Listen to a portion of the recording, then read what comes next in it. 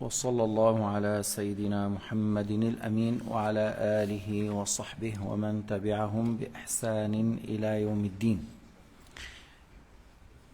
يقول شيخنا الشيخ عبد الله رحمات الله عليه في درسه 34 من كتاب جامع الخيرات. C'est une leçon que le cheikh a donnée à l'époque, 40 ans en arrière, et ses élèves, ils ont réuni ces cours dans un livre qu'il a nommé Jami' al-Khayrat. Pour celui qui ne connaît pas Cheikh Abdullah al-Harari, c'est un grand savant, un grand hafiz, un grand muhaddith, un savant dans le fiqh, dans l'aqidah, dans la langue arabe et dans le hadith. Il a appris les livres de l'hadith par cœur comme nous on apprend le Fatiha. Tu peux lui poser 300, 400 questions sur le hadith, dans le même, il te répond à ses réponses, et il te dit chaque hadith qui a été rapporté, où tu le trouves, ainsi de suite, comme nous on a appris le Fatiha.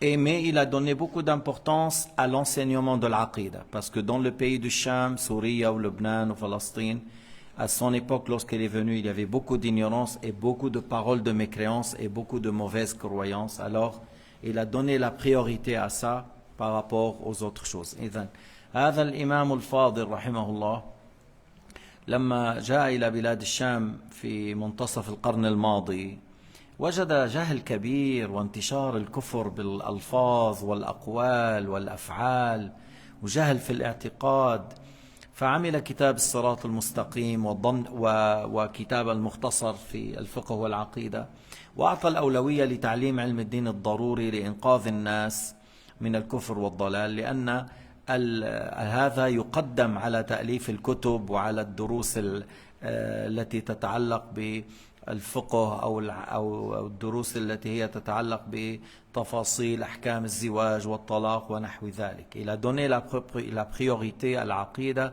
afin que les musulmans préservent leur islam, leur foi, par rapport au fait que d'avoir les détails dans le mariage, dans l'héritage. Mais il n'a pas négligé cette partie. Il a donné ses cours en détail pour certains élèves, mais il a passé beaucoup de temps à mettre l'accent et l'importance de préserver l'islam, de ne pas tomber dans la mécréance. ليش؟ لأن السعادة الأخروية هي بالموت على الإسلام. Le bonheur éternel dépend de la mort sur l'islam. C'est ça, le bonheur éternel dans le paradis. Ça dépend que si tu meurs sur l'islam. Si tu es mort sur la mécréance, c'est le malheur éternel dans l'enfer. إذا واحد مات كافر خلاص إن الله لعن الكافرين وأعد لهم سعيرا خالدين فيها أبدا لا يجدون وليا ولا نصيرا. Allah a maudit les mécréants et il a préparé pour eux un feu ardent dans lequel ils seront dedans éternellement sans jamais sortir, sans jamais voir un pardon ou un soutien. C'est fini. Lorsque la personne est morte mécréante, elle a tout perdu. Il a tout perdu. Et on ne peut pas revenir en arrière. يعني ورد أنه الكفار في وقت من الأوقات يقولوا يا مالك ليقضي علينا ربك. Ça a été rapporté comme dans le Coran al-Karim que les mécréants dans l'enfer, ils disent à l'ange Malik, le grand ange qui s'occupe de l'enfer: ô Malik, demande à Dieu qu'il nous fait mourir. Ya Malik liyaqdi alayna rabbuk.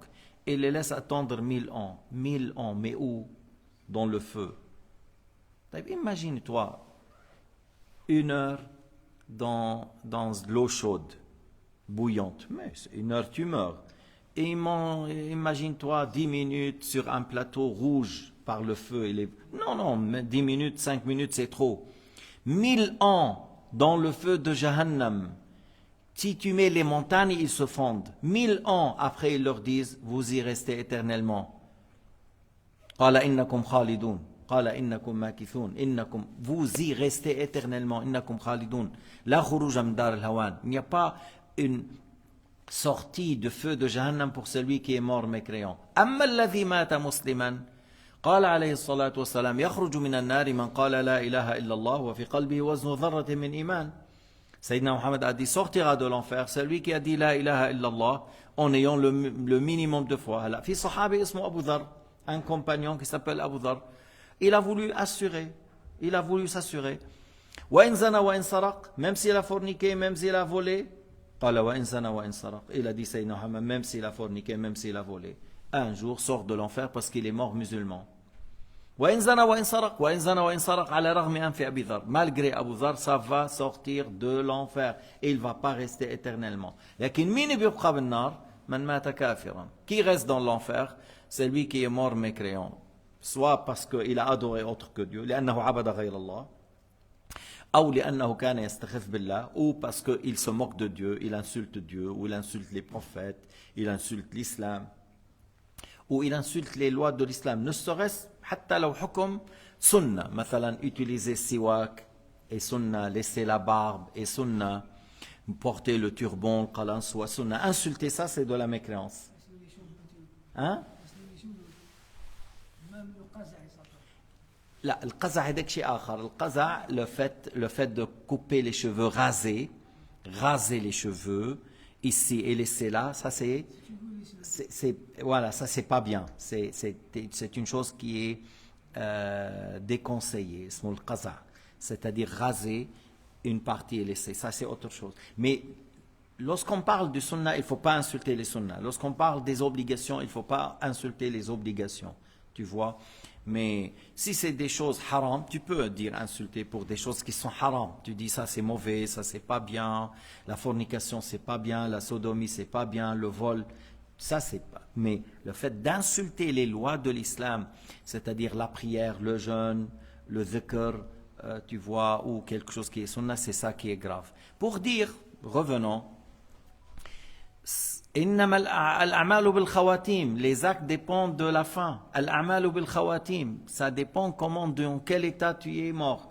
Il y avait une personne qui s'appelait Ibn Saqqa, qui a appris le Coran par cœur. Il était très fort dans le débat avec les chrétiens, il est très fort, tout ça. Et un jour, il est rentré dans une maison, il voulait faire un débat, il a vu la fille de cet homme, était très belle. Il a dit, oui, je veux me marier avec elle. Alors, la fille et le papa, ils ont dit, bon, si tu quittes l'islam, tu rejoins. Il a dit, j'accepte. Il a quitté l'islam. Tu vois, il a quitté l'islam. Et il est mort en dehors de l'islam. Et il a oublié tout le Coran, sauf ayah. ربما يود الذين كفروا لو كانوا مسلمين.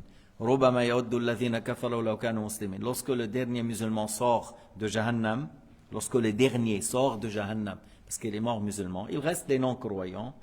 ربما يود الذين كفروا لو كانوا مسلمين. Ils souhaitent s'ils étaient seulement des musulmans.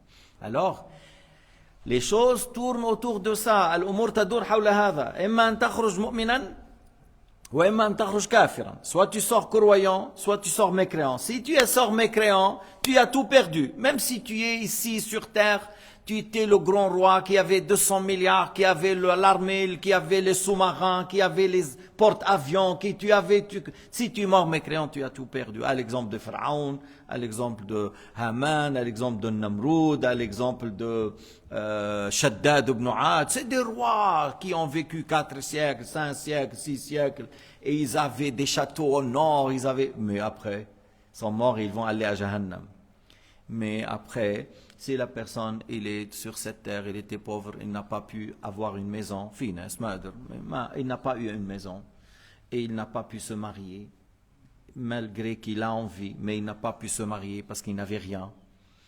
Mais c'est quelqu'un qui est musulman, qui fait la prière, qui fait le jeûne, il vient à la mosquée, il prie, il apprend, jusqu'il est mort très pauvre. Il n'y avait pas une maison, il n'y avait pas une femme, il n'y avait pas d'enfant. Tu vois, il n'y avait pas une place pour se doucher comme les autres. Et les morts musulmans. Mais celui-là, dans le paradis, si tu dis le dernier, il aura comme ce bas monde et 10 fois plus. Le dernier. Alors celui-là, il aura beaucoup plus. Beaucoup plus. Des châteaux au nord, des tentes en perles, une seule perle, des tentes. Des femmes, parmi les femmes de paradis. Son visage illumine de l'est à l'ouest. Elle le remplit du bon parfum. Si elle crache dans l'eau de la mer devient douce. Si elle la prend par la main, une seconde, c'est comme il a pris une femme pendant 60 ans sur terre, pour dire. Et il a 10 000 serviteurs, c'est le minimum, 10 000 parmi les wildan al-mukhalladoun. Yatoufu alayhim wildan al-mukhalladoun, ka'annahum lu'lu'un maknoun, ka'd-durr al-manthur. C'est des serviteurs pour lui. 10 000, ça c'est le minimum. Des arbres en or, la terre c'est des muscs blancs avec le safran. Il n'y a pas un ennemi. Des lits en or, c'est pas pour dormir, mais ils volent en toi parce que les gens du paradis ne dorment pas. Les gens du paradis, lorsqu'ils mangent les fruits, la viande des oiseaux, et après qu'ils le mangent et ils mettent les os, ça, encore de nouveau, ils volent. Et lorsqu'ils mangent, et lorsqu'ils boivent des bonnes boissons, le miel, l'eau, ainsi de suite, après la digestion passe par la sueur à l'odeur de musc. Il n'y a pas de toilettes dans le paradis, il n'y a pas de saleté, c'est de sueur à l'odeur de musc. يخرج عرق كالمسك الأذفر. إذن الأمر يرجع إيش؟ الأعمال بالخواتيم. Les actes dépendent de la fin. Et il faut que tu restes sur l'islam jusqu'à la mort. Pour rester sur l'islam jusqu'à la mort, il faut apprendre la religion. Il faut que tu viennes tous les jours à la mosquée. À Lausanne, comme cette mosquée, lorsque tu entres dans une mosquée qui dit Ibn Taymiyyah, Al-Uthaymin, Al-Jibrin, Ibn Baz, il ne faut pas y aller. Lorsque tu entends une mosquée qui dit Shia, Shi'ite, Khomeini, voilà, il ne faut pas y aller. Il faut aller chez les gens de la droiture, Ahl Sunnah wal Jama'a. Soit tu enseignes le fiqh Hanafi, le fiqh Shafi'i et la croyance de Ahl Sunnah wal Jama'a. Là, tu restes, tu dis je veux apprendre parce que c'est la croyance des grands imams, des grands sahaba, des grands compagnons du prophète Mohammed, des grands hommes sultans comme Sultan Salah ad-Din, Sultan Mohammed al-Fatih, les grands sultans qui ont fait des grandes conquêtes, Zahir Bibers, Qutuz qui a fait la guerre qui a fait une grande victoire contre les Tatars, Nur ad-Din Zanki. Nur ad-Din Zanki, c'est un grand sultan, Nur ad-Din Zanki. Il est plus fort et plus élevé que Salah ad-Din. Mais les gens connaissent Salah ad-Din plus. Mais c'était Sultan Nur ad-Din, c'était le chef de Salah ad-Din. C'est après la mort de Nur ad-Din que Salah ad-Din a pris. Mais pour dire, voilà, occupez-vous de vous-même par le fait d'apprendre, et maintenir la prière, c'est la chose capitale dans la vie d'un musulman, les 5 prières, avec la science pour savoir comment délaisser le haram. Parce qu'il nous reste à délaisser le péché, à délaisser le haram, et maintenir jour après jour. Un jour on te dit au revoir, l'ange de la mort il te salue, il t'annonce le paradis et tu pars. Mais malak al-maut, ya yubashshir bil jannah, ya yubashshir bil nar. فانتظروا أن يبشركم ملك الموت بالجنة إذا إيش عملنا صالحا وثبتنا على الإيمان وأمرنا بالمعروف ونهينا عن المنكر وداومنا على أداء الصلاة. On a maintenu la science, on a ordonné le bien, on a blâmé le blâmable, on a préservé notre foi pour ne pas tomber dans la mécréance. Parce que le kufr sahel, il y a des paroles qui font sortir de l'islam. Il y a des gens il y a des gens comme ça qui insultent Dieu, la religion de l'islam, et ça fait sortir de l'islam. Et pour revenir à l'islam, c'est pas astaghfirullah. Attention, revenir à l'islam, c'est de 2 témoignages. Ashhadu an la ilaha illallah wa ashhadu anna Muhammadan Rasulullah. Pour revenir à l'islam, c'est les 2 témoignages. C'est pas le mot astaghfirullah. Astaghfirullah, tu dis si tu fais un péché, tu dis astaghfirullah, je reviens plus, je regrette, je veux plus faire ça, non, la af'al hadha. Lakin بعد الكفر لابد من الشهادتين. Après la mécréance, il faut faire les 2 témoignages pour revenir à l'islam. La mécréance, ça fait sortir. Les 2 témoignages, ça fait rentrer. Walhamdulillahi rabbil alamin. Wa sallallahu ala sayyidina Muhammad wa ala alihi wa sahbihi wa sallam.